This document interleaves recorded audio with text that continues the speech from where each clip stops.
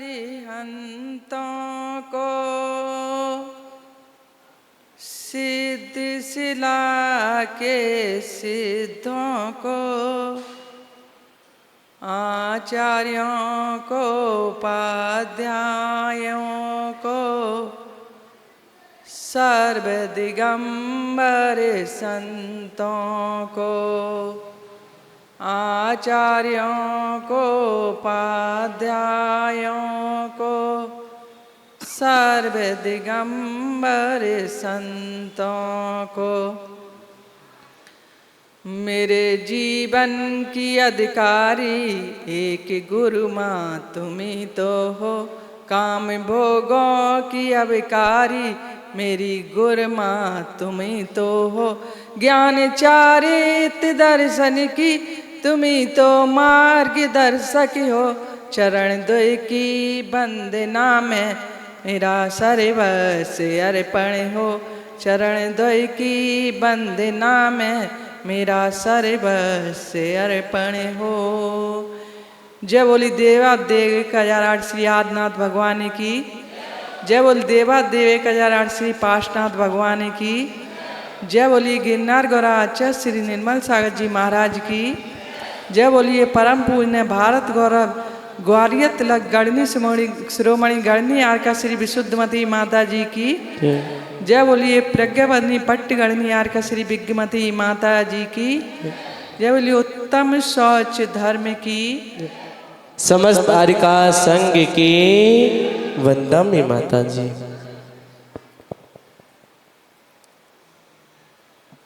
सर्वप्रथम परम पूज्य गढ़ी माता मम गुरुवा गढ़नी माता जी को मेरा बारंबार नमस्कार नमस्कार। और परम पूज्य पट्टगढ़नी यार का विज्ञमती माता जी चढ़ो मेरा बंदामी बंदामी। धर्म प्रेमी बंधु, आज हमने चौथी सीढ़ी पर पैर रख लिया है। आज उत्तम शौच धर्म का दिन है और शौच धर्म हमें कहता है कि लोभ के अभाव में उत्तम शौच धर्म होता है। परिणामों की विशुद्धि, परिणामों की सरलता पवित्रता के से हमें शौच धर्म होता है। क्योंकि व्यक्ति को जैसे जैसे लोभ बढ़ता जाता है, जैसे जैसे लाभ होता जाता है, वैसे वैसे लोभ बढ़ता जाता है। कहा जाता है कि आवश्यकता में जीना और आकांक्षाओं में जीना। आवश्यकताएं सीमित हुआ करती हैं और आकांक्षाएं असीमित हुआ करती हैं, उनकी कोई सीमा नहीं होती। हमारा शरीर कहता है मुझे भूख लगी है तो खाने को रोटी चाहिए, लेकिन मन कहता है भोजन में रोटी नहीं पराठा चाहिए।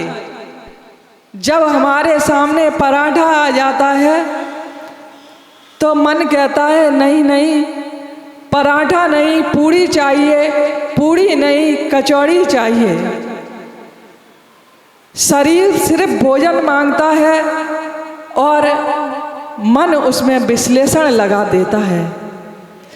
जब प्यास लगती है तो पानी की आवश्यकता होती है, लेकिन मन कहता है पानी सादा पानी नहीं चाहिए, मुझे अच्छा नहीं लगता, उसमें कुछ ना हो तो थोड़ा सा नींबू होना चाहिए, थोड़ी सी शक्कर होना चाहिए और थोड़ा नमक भी होना चाहिए।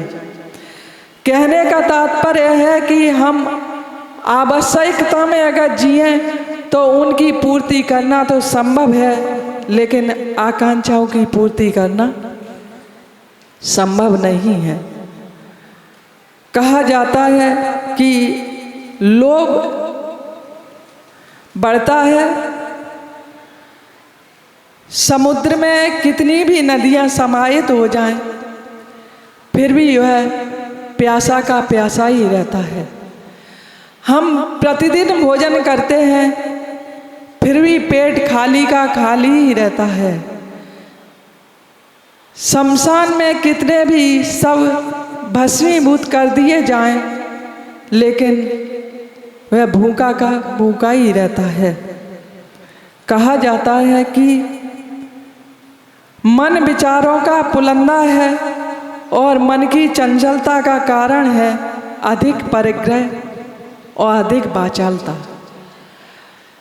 अगर हमारे अंदर वाचालता बनी रहेगी तो हम अपनी मंजिल को प्राप्त करने में असमर्थ रहेंगे। अगर हम परिग्रह इकट्ठा करने में लगे रहेंगे, इसको कहाँ रखें और कहाँ उठाएं, इस प्रकार के कार्यों में लगे रहेंगे, तो हम अपनी मंजिल को प्राप्त नहीं कर सकते। अपनी मंजिल को प्राप्त करने के लिए हमें सबसे पहले अपने मन को पवित्र बनाना होगा। जब हमारा मन पवित्र हो जाएगा तो हमारा मन धर्म में लगेगा, और अगर हम धर्म में लग जाएंगे तो अपनी मंजिल को प्राप्त कर लेंगे। अपनी मंजिल को प्राप्त करने के लिए हमें लोभ का त्याग करना पड़ेगा और सोच धर्म को धारण करना पड़ेगा, क्योंकि लोभ ऐसे ही एक तृष्णा है जो एक के बाद इच्छा करती रहती है। जिस प्रकार कहा जाता है कि एक प्यासा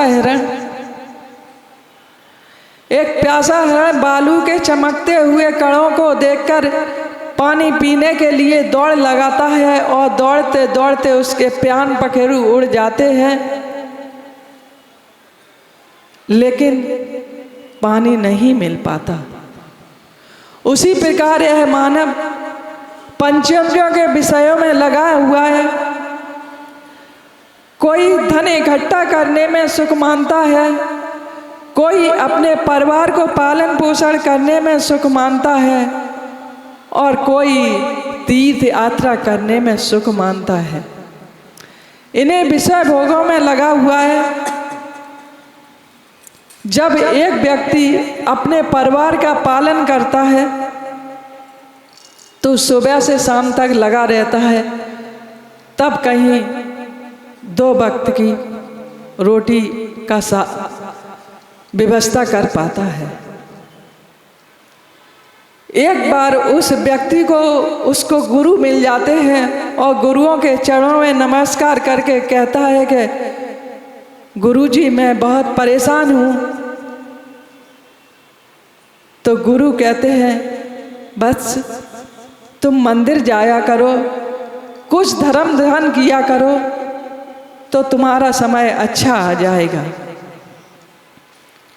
वह गुरु से कहता है कि गुरुजी मंदिर कहाँ से जाऊं, सुबह से शाम तक दौड़ धूप में लगा रहता हूँ, तब कहीं बच्चों को 2 जून की रोटी जुटा पाता हूँ, और कभी कभी तो भूखे ही सोना पड़ता है बच्चों सहित। और रहने के लिए मेरे पास छत नहीं है, एक टूटी सी झोंपड़ी है, जिसे बरसात में पानी की झड़ी लगती है तो पानी टपकता है, और गर्मी में गरम गरम लपटों को सहन करना पड़ता है, और सर्दी में शीत हवा की हमें ठंडी सहन करनी पड़ती है। अगर गुरुजी आप कहते हो कि मंदिर जाना है तो ऐसा करो, हमारे उस झोंपड़ी की जगह पर एक छोटा सा कमरा हो जाए, तो फिर मैं प्रतिदिन मंदिर में आऊँगा। गुरुजी उसे आशीर्वाद देते हैं, और उस झोंपड़ी की जगह पर एक छोटा सा कमरा बन जाता है। कमरा बन गया और वह प्रतिदिन की भांति अपने काम पर जाता आता रहता, लेकिन मंदिर नहीं जाता। फिर अचानक गुरु मिल जाते हैं तो कहते हैं बस तुम मंदिर नहीं आते, क्या बात है, अब तो तुम्हारे पास कमरा भी हो गया। तो वह कहता है गुरुजी क्या करें, मैं सुबह से शाम तक मेहनत करता हूँ और जब घर वापस आता हूँ तो बच्चे शोर मचाते हैं, मैं ठीक से सो नहीं पाता। और अगर कमरे की जगह पर एक अच्छा सा महल बन जाए तो मैं फिर आपके दर्शन करने भी आऊँगा और भगवान की भक्ति भी करूँगा। गुरुजी आशीर्वाद देते हैं और उस एक कमरे की जगह पर एक महल बन जाता है। फिर उसका वही चलता रहता है और जाता है आता है और मंदिर नहीं जाता। तो गुरुजी कहते हैं बस तुम मंदिर अभी भी नहीं आते, अब क्या बात है।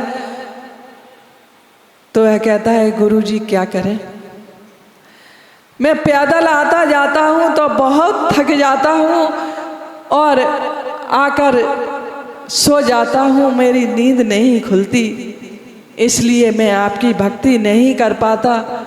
अगर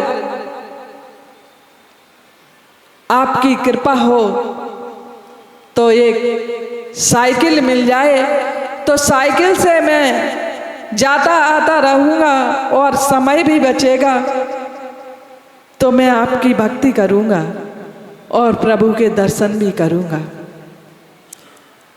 गुरु ने आशीर्वाद दिया, उस पर साइकिल भी आ गई और साइकिल से आने जाने लगा। समय बीता, गुरु इंतजार करते रहते हैं कि अब हमारा शिष्य अब तो दर्शन करने मंदिर आएगा। मैंने उसकी सारी व्यवस्थाएं बैठा दी हैं। फिर गुरु को शिष्य मिलता है, गुरुजी फिर कहते हैं कि बस अब क्या बात है। तो वह कहता है कि गुरुजी क्या करें, मैं साइकिल से आता जाता हूँ तो पैदल मारते मारते मेरे पैर थक जाते हैं और पैरों में इतना दर्द हो जाता है कि मेरे बस की बात नहीं रहती और मैं सो जाता हूँ। अगर ऐसा हो, साइकिल की जगह पर अगर मोटरसाइकिल आ जाए तो उससे काम चल जाएगा और मैं फिर आप मंदिर में रोज आऊँगा। गुरुजी आशीर्वाद देते हैं और कहते हैं ठीक है बेटा, अब जाओ। उसके दरवाजे पर एक मोटरसाइकिल खड़ी मिलती है, वह बड़ा प्रसन्न होता है और मोटरसाइकिल से वह आने जाने लगता है। अभी भी तृप्ति नहीं हुई है।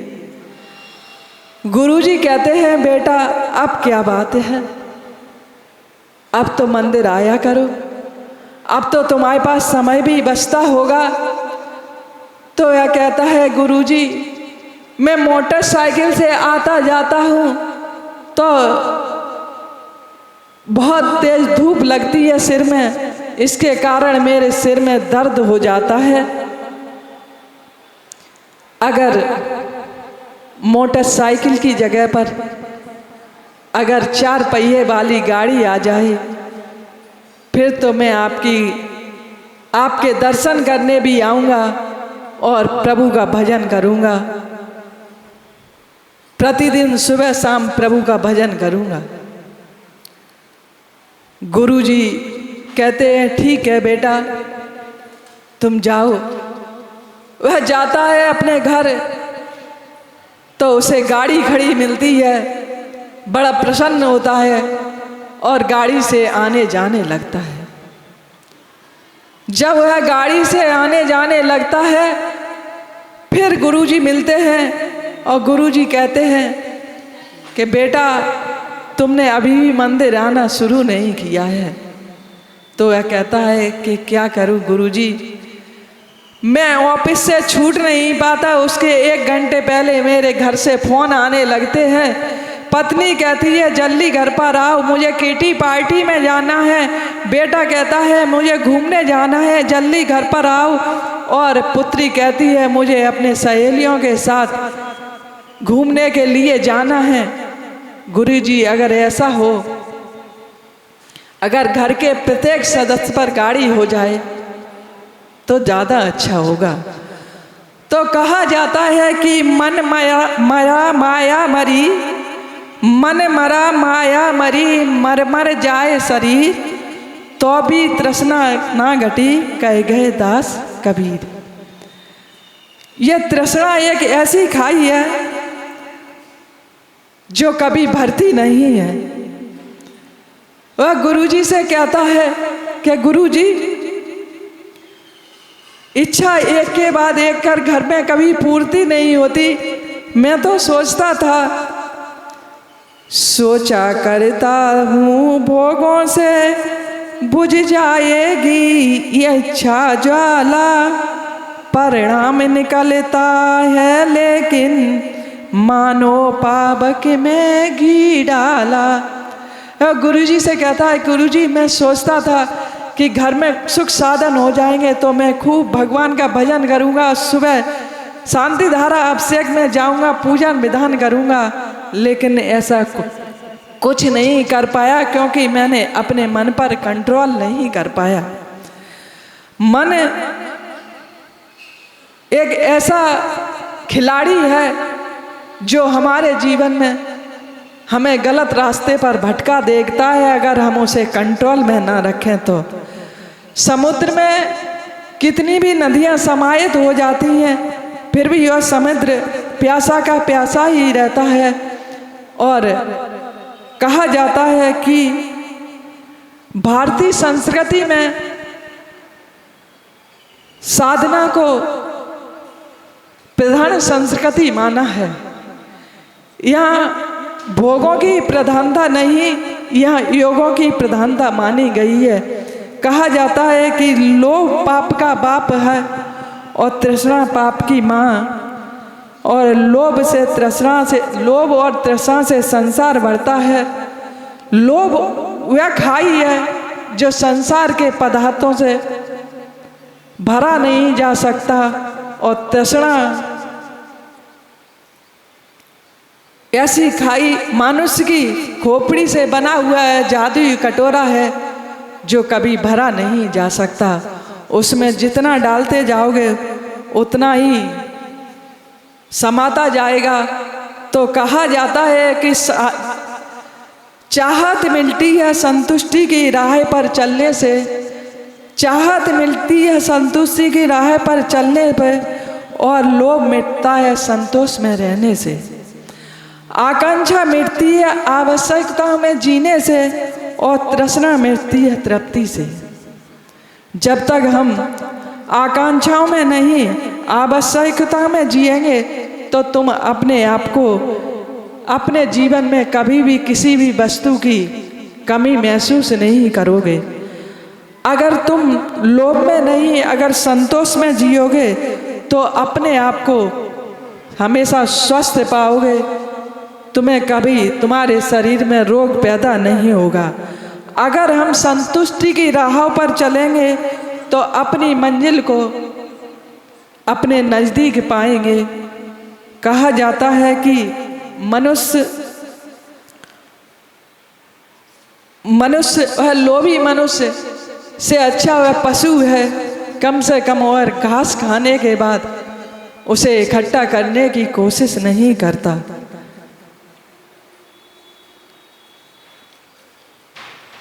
मनुष्य हमेशा इकट्ठा करने में लगा रहता है, और पशु उस रूखे सूखे भूसा को खाकर संतुष्ट होकर बैठ जाता है।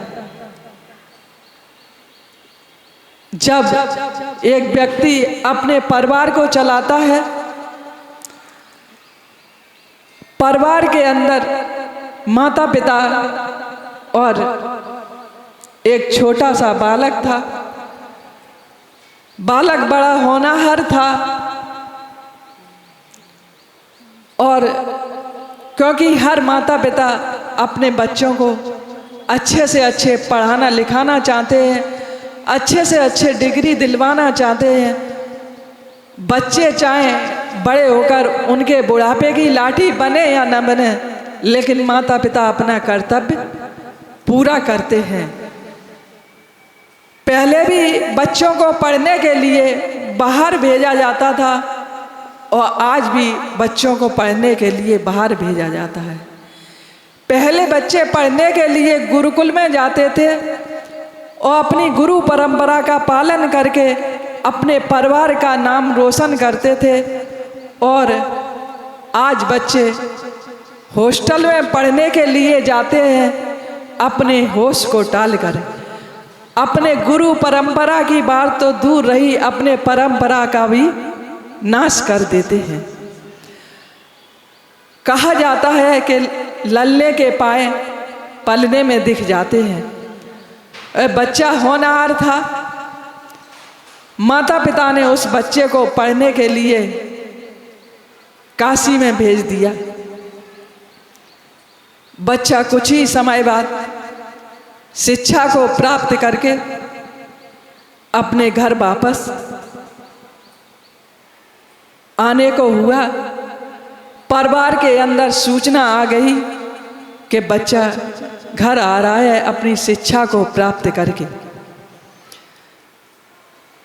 पहले के ज़माने में जब कोई बच्चा पढ़ लिख कर आता था तो उनके परिवार वाले ही नहीं, सारे गांव वाले खुशी मनाते थे कि हमारे गांव का बच्चा एक अफसर बनकर आ रहा है, पढ़ लिख कर आ रहा है।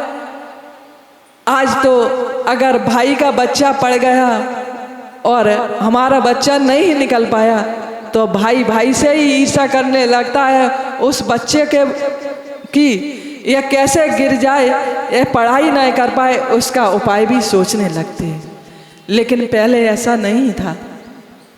वह बच्चा जब पढ़ के वापस आता है तो सभी उसके परिवार वाले, गांव वाले उसको लेने के लिए जाते हैं। बड़ी खुशी खुशी के साथ उसे गांव में लेकर आते हैं। बच्चा भी बड़ा होनहार था।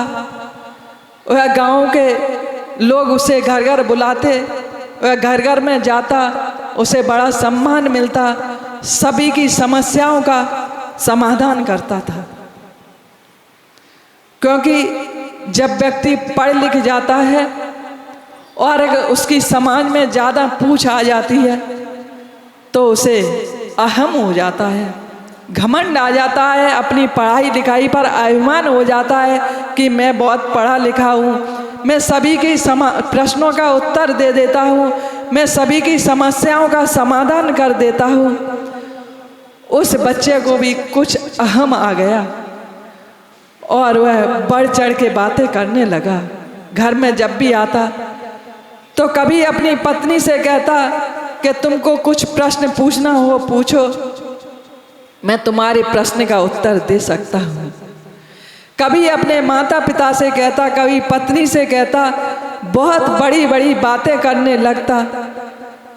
उसकी पत्नी एक अच्छे परिवार की लड़की थी। उसने विचार किया कि मेरे पति को घमंड आ गया है अपनी पढ़ाई लिखाई पर, क्यों ना मैं भी इनसे कुछ प्रश्न पूछ लूं। वह अपने पति से कहती है कि मेरे एक प्रश्न का उत्तर दे दीजिए। तो बड़ी प्रसन्नता के साथ कहता है, क्योंकि वह प्रतिदिन कहता था अपनी पत्नी से कुछ पूछो। तो आज उसने पूछा कि पाप का बाप कौन है। उसने प्रश्न सुना और सुनते ही वह असमंजस में पड़ जाता है। पूरे दिन अपनी किताबों को उलटता पुलटता रहता है, लेकिन उसे पाप का बाप कहीं भी ना मिला। रात भर उसे नींद नहीं आती कि गुरुजी ने मुझे सब कुछ पढ़ाया, लेकिन पाप का बाप नहीं पढ़ाया। हम गुरुओं पर शंका कर लेते हैं, हम अपनी गलती महसूस नहीं करते, गुरुओं पर शंका कर लेते हैं और वह गुरुओं पर शंका कर कर वह विचार करता है कि गुरुजी ने मुझे ये पाठ नहीं पढ़ाया, अब मैं वापस पढ़ने के लिए जाऊंगा। वह अपनी पत्नी से कहता है कि तुम्हारे प्रश्न का उत्तर पूछने के लिए मैं अपने गुरु के पास वापस काशी जाऊंगा। और झटपट नहा धोकर तैयार हो जाता है और चल देता है, क्योंकि पहले रेलगाड़ियां, मोटरसाइकिल ये आदि कुछ नहीं हुआ करती थी, पैदल यात्रा होती थी। और अपने घर से निकलता है, चलते चलते उसे एक गांव के बाहर पहुंचते पहुंचते रात हो जाती है। गांव के बाहर एक बहुत बड़ा महल बना हुआ था। अपनी चद्दर को बाहर चबूतरे पर बिछाकर सो जाता है। सुबह होते ही वह झटपट उठता है और चलने के लिए तैयार होता है। वैसे ही उस मकान के अंदर से एक महिला निकल कर आती है और वह कहती है, तुम कौन हो और कहाँ पर जा रहे हो? तो वह महिला उससे प्रश्न पूछती है, तुम कौन, कहाँ से आए हो और कौन कहाँ को जाते हो? मालूम नजरों से आता है कुछ प्रश्न उठाना चाहते हो। सच कहो इरादा क्या कुछ है, मन का कुछ हाल बता दीजिए। जो मेरी है बेकार नजर तो अपना रास्ता ले लीजिए। वह महिला कहती है, तुम कौन हो और कहाँ से आए हो? तुम्हारे चेहरे से लगता है कि तुम कोई प्रश्न के उलझे में उलझे हुए हो। तो वह कहता है कि हाँ सच है, मैं पास के गांव से आया हूँ और काशी के लिए जा रहा हूँ। मेरी पत्नी ने मुझसे प्रश्न पूछा है कि पाप का बाप कौन है। वह कहती है, ठीक है, तुम जाना चाहते हो चले जाना, लेकिन हमारे दरवाजे पर आए हो तो अतिथियों का सम्मान करना मेरा फर्ज बनता है। आप ऐसा करो कि नहा धोकर तैयार हो जाइए, मैं भोजन तैयार करती हूँ और भोजन करके चले जाना। तो वह कहता है कि मैं जाति का ब्राह्मण हूँ और तुम कौन हो, पहले अपना परिचय दो, तभी तुम्हारे घर के अंदर प्रवेश करूँगा। वो कहता है कि पहले संशय मिटा दे तू मेरी बहन, है कहाँ तेरे माता पिता और सजन? जात पेशा बता, झूठ कहना नहीं, फिर तो जाने में कोई उजर ही नहीं। वह कहता है, बहन मैं जाति का ब्राह्मण हूँ, मैं किसी अनजान घर में ऐसे नहीं जाता। अगर तुम अपना परिचय देती हो कि तुम कौन हो, तुम किसकी पुत्री हो, तुम्हारे माता पिता कौन हैं और तुम्हारे सास ससुर कौन हैं और तुम्हारे पति कौन हैं और तुम्हारे बिजनेस क्या होता है। वह महिला कहती है, काम में क्या है तुझे, नाम से जात से क्या पिता और पति वो मेरी मात से। मैला कहती है तुमको क्या करना है मेरे माता पिता से और पति से, मैं तो तुमसे मेरे दरवाजे पर अतिथि बनकर आए हो, मैं तुमसे निवेदन कर रही हूँ कि तुम भोजन करके यहाँ से चले जाना। तो वह कहता है कि नहीं नहीं बहन, मैं ऐसे तुम्हारे घर के अंदर प्रवेश नहीं कर सकता। तू ना हालत सुनावेगी जब तक मुझे कोई अख्तियार होगा ना बहना तुझे। मेरे मन की ये संशय न जब तक मिटे तब तलक मुझको आबे सबर ही नहीं। वह कहती है, वह कहता है कि बहना जब तक तुम मुझे तुम्हारे जाति कुल और माता पिता का परिवार का और तुम्हारे बिजनेस का पता नहीं चलेगा तब तक मैं तुम्हारे घर के अंदर प्रवेश नहीं कर सकता। उसके बार बार कहने पर उसने कहा, उस महिला ने कहा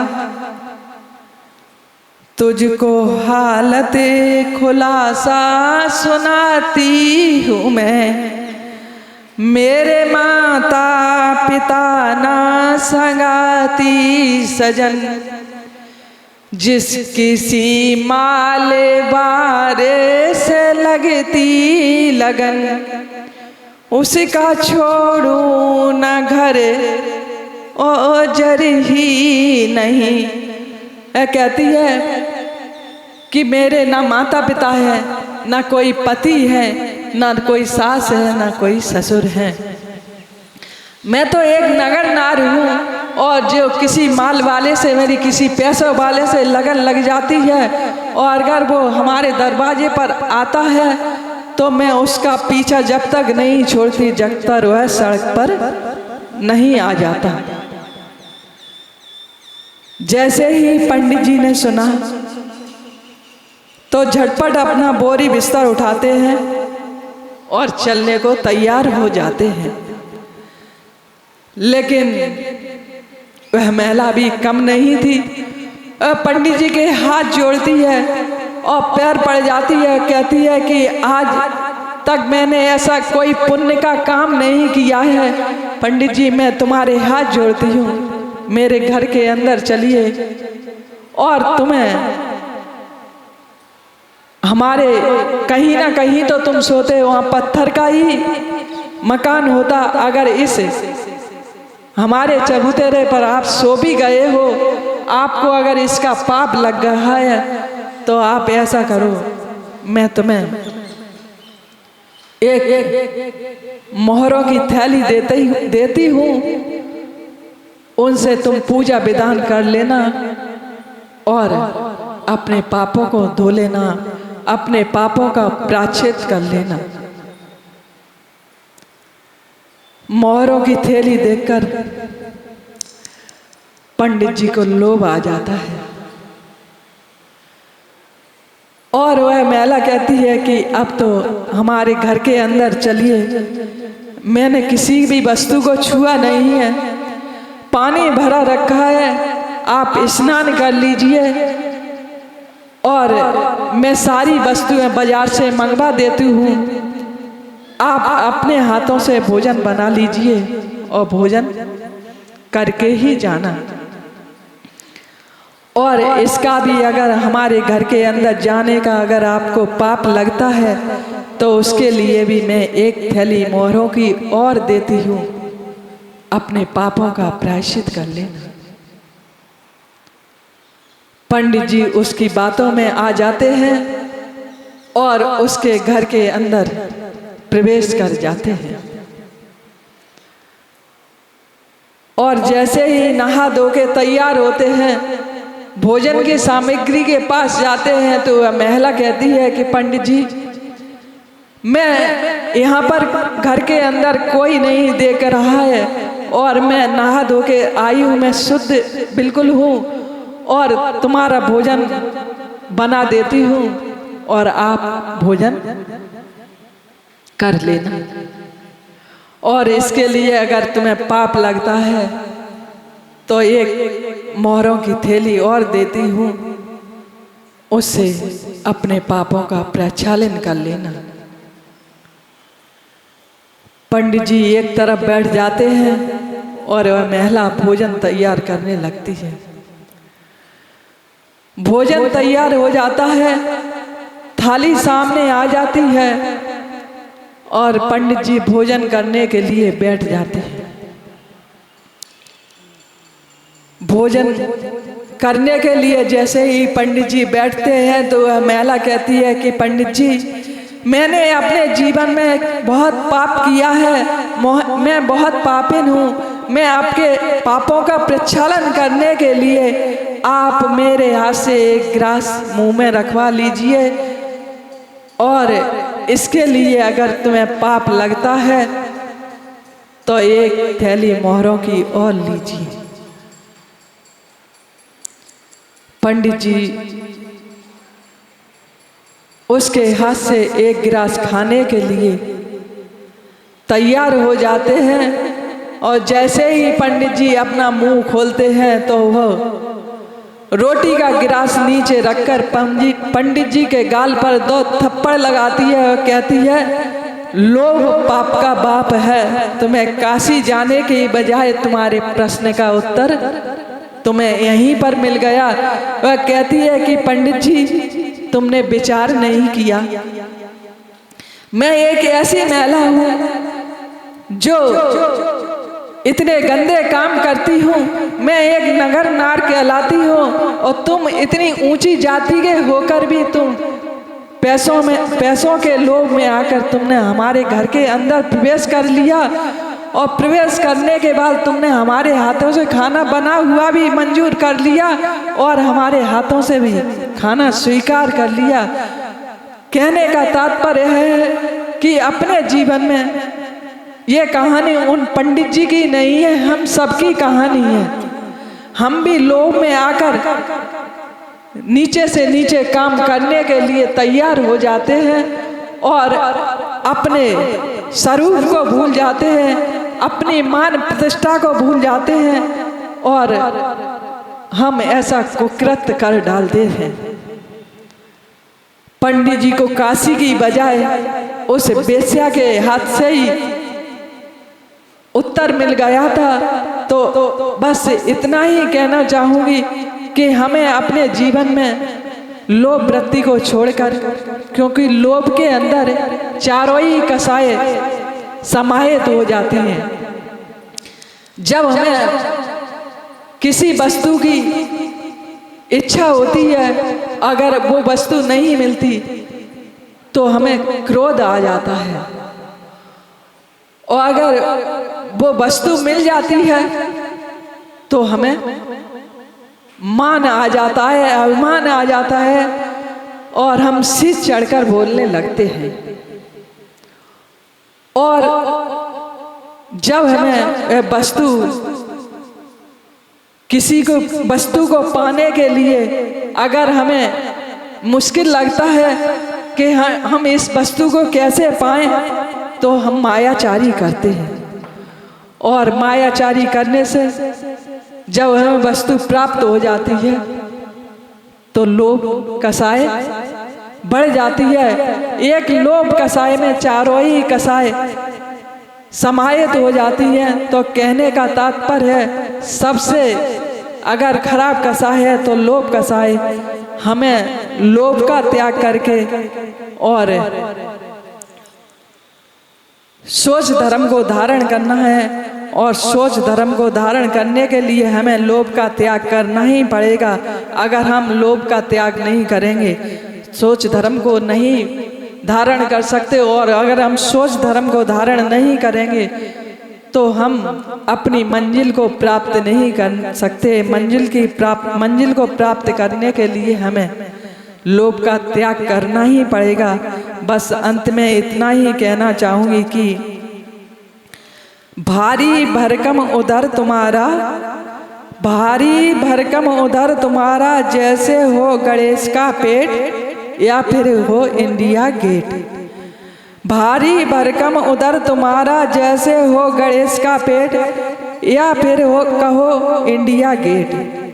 उससे भी विस्तृत मन है मानव मन का पेट, उससे भी विस्तृत है मानव मन का पेट। 3 लोक की दौलत हथियाने का अवसर देख रहे हो, 3 लोक की दौलत हथियाने का अवसर देख रहे हो, और विश्व सम्राट बनने का झूठा सपना देख रहे हो, और विश्व सम्राट बनने का झूठा सपना देख रहे हो।